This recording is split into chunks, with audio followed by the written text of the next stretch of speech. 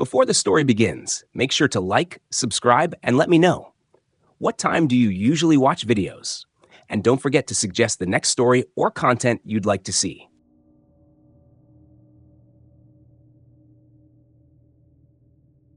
Story 1.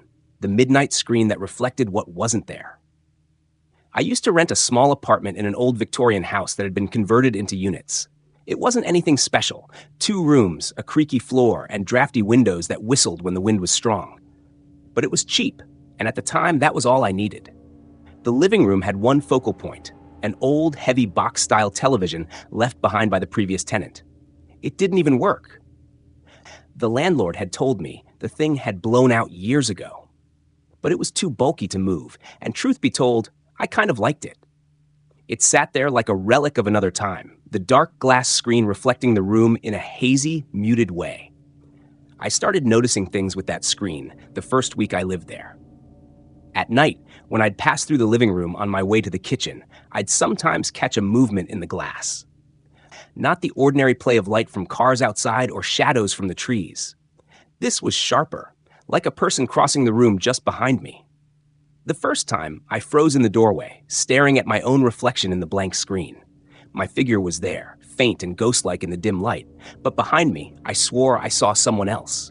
A shape, tall, shoulders hunched, slipping from one side of the room to the other. When I turned around, the room was empty. Nothing but my sagging couch, the bare coffee table, and the quiet hum of the refrigerator down the hall. I told myself I was overtired. The move had been stressful, and I'd been sleeping badly. But over the next few nights, it happened again. I'd sit in the living room with a book, and out of the corner of my eye, I'd see the flicker of something moving in the TV's reflection. Once, I saw a figure standing directly behind me. Not moving, just standing.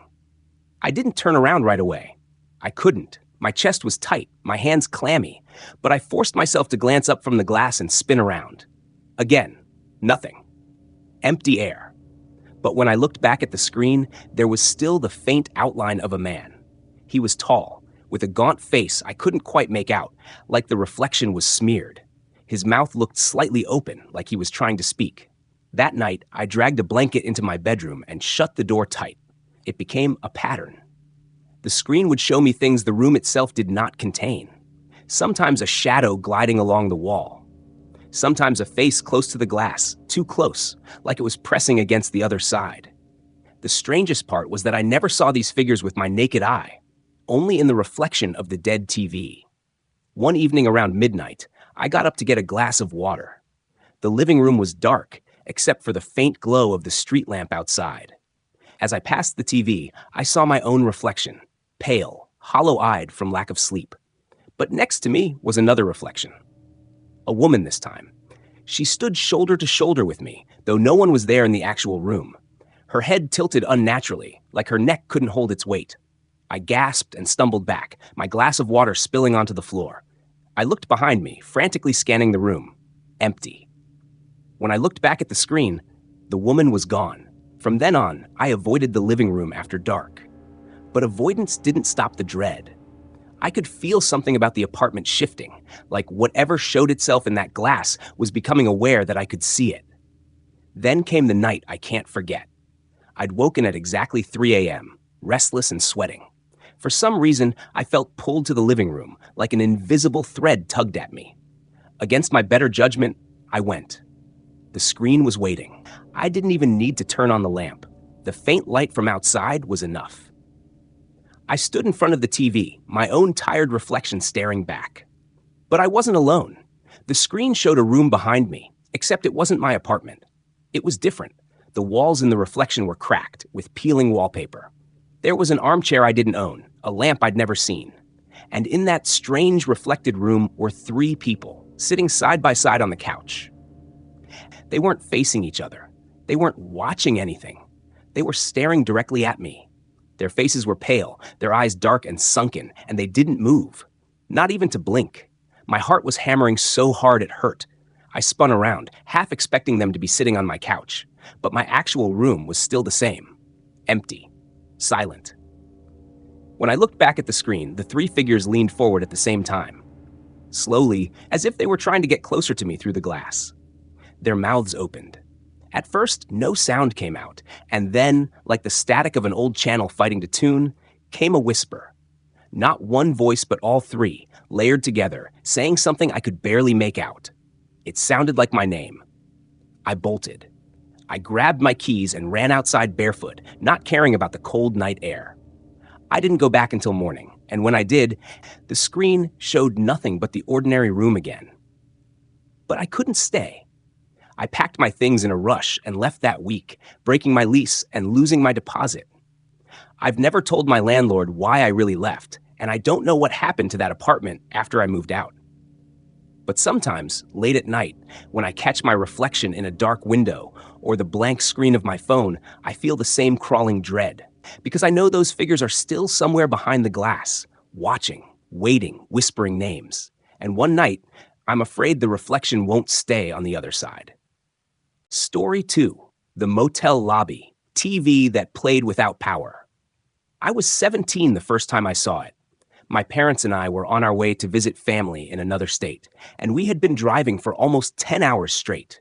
Exhausted, my dad pulled off the highway into a small, worn-down motel that looked like it hadn't seen a fresh coat of paint in 20 years. The neon sign buzzed weakly, some letters flickering in and out, as if even the sign was tired of standing watch. The lobby smelled of old carpet and mildew, and the air conditioner rattled in the corner like it was struggling to stay alive.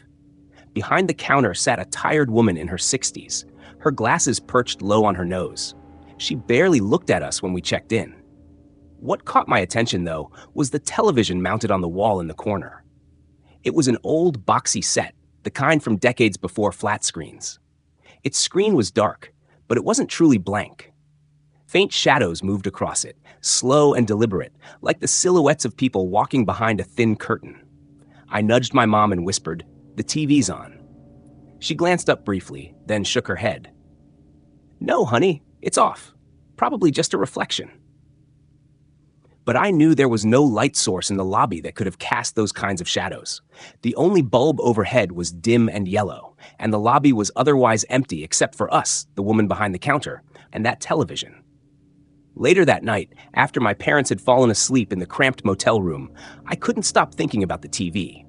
I tossed and turned, my eyes fixed on the ceiling, until finally I gave up.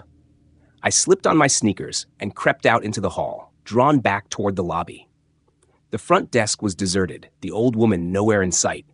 But the television was still there, still on. I sat down on one of the cracked vinyl chairs and stared. At first, it was just shadows. But as I watched longer, the images became clearer, sharper.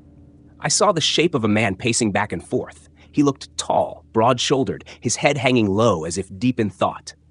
Then another figure appeared. A woman, standing very still, her hands folded in front of her. She didn't move much, just shifted her head from side to side as though listening. I kept waiting for the scene to change, but it didn't.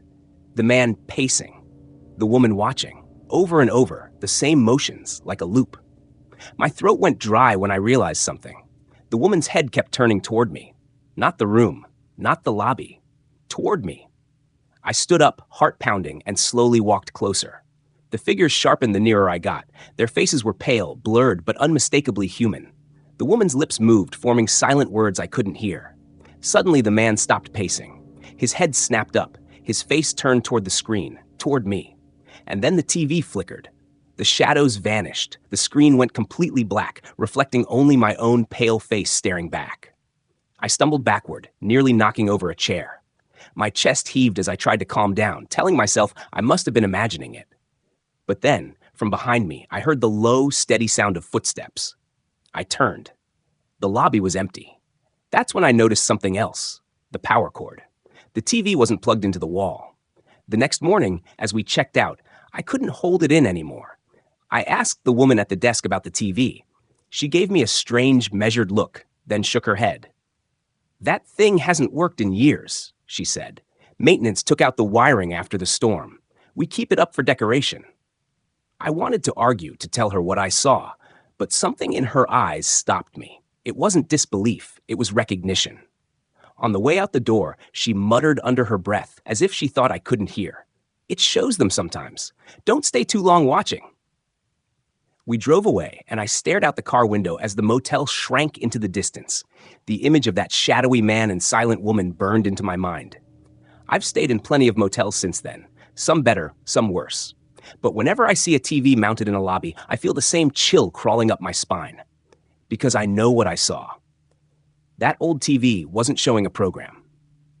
It was showing a room that didn't exist anymore. And the people inside it, they weren't just shadows. They were looking for someone who would keep watching long enough to notice them. Story 3, the family living room set that knew our secrets. My grandmother's living room was the kind of place that felt frozen in time.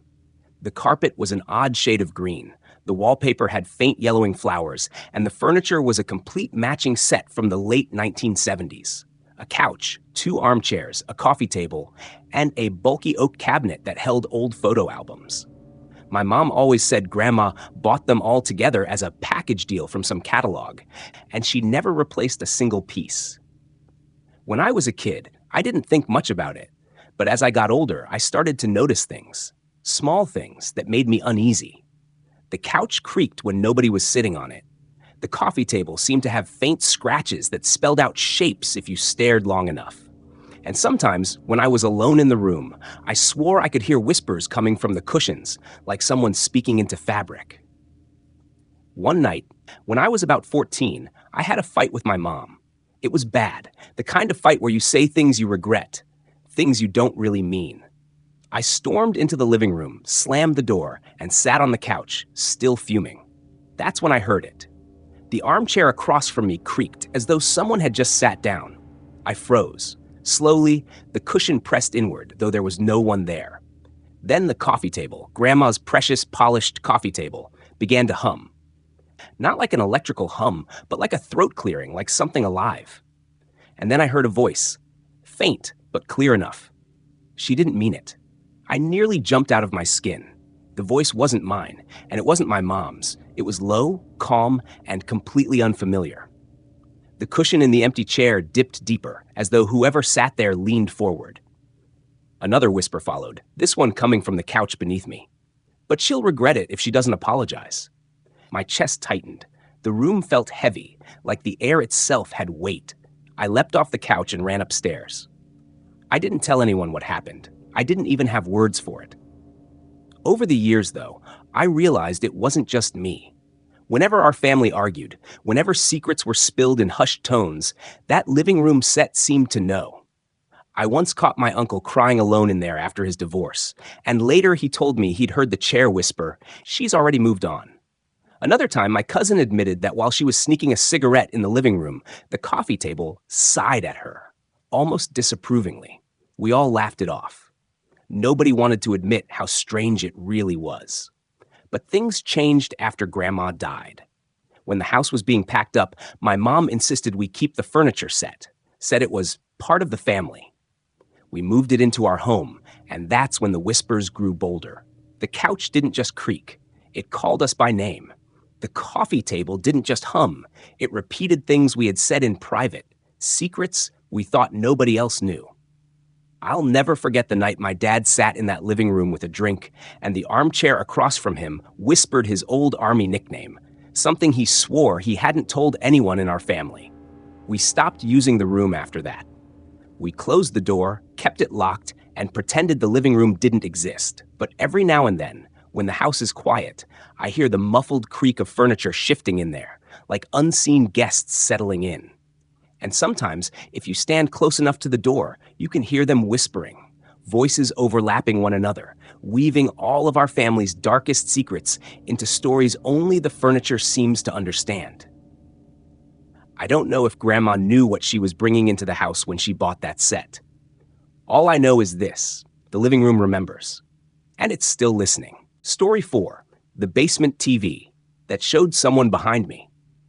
Our basement wasn't anything special. Unfinished concrete floors, shelves stacked with boxes of old toys and photo albums, and a faint, musty smell that never went away, no matter how much my mom sprayed air freshener down there. But the centerpiece of the room was the old TV. It was one of those heavy box sets, the kind with fake wood paneling around the sides and dials you had to twist instead of buttons. My dad had dragged it down there years ago when he bought a new flat screen for the living room. He said he couldn't stand to throw it away.